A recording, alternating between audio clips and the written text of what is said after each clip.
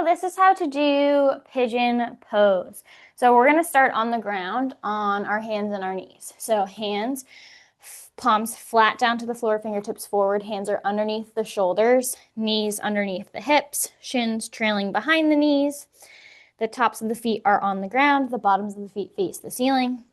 Back is nice and flat, head is in line with the spine.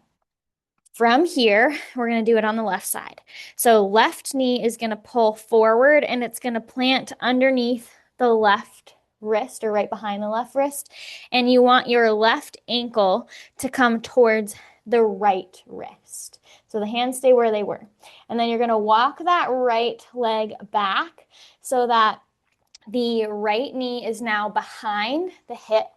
The shin is completely flat to the floor, and the top of the right foot is still rested on the ground. So from this position, you have your left knee behind left wrist.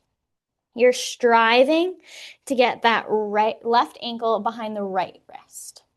Your spine is elongated, nice and long. You can then from here stay on your palms, or you can take this further and deepen the stretch by coming down to your forearms. When we are in this stretch, this is very intense to have the leg directly across the front of the body. So if it's more natural for that left foot to be more tucked towards the right hip, that's okay. We're just striving and working towards getting that leg across the body as we continue to practice.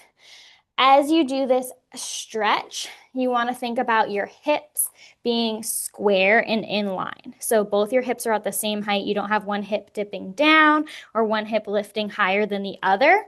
And so this is going to determine how high your hips are off the ground. So if your hips are really tight, you might stay on your hands and have your hips really high off the ground here, keeping the hips level.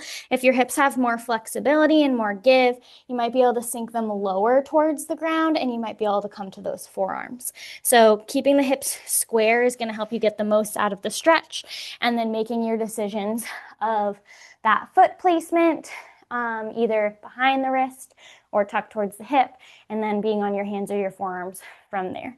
Again, keeping that spine long. This is meant to open up and stretch through the hip, and maybe some extra bonus spine elongation back stretches as well. That is how to do pigeon. Thanks for tuning in.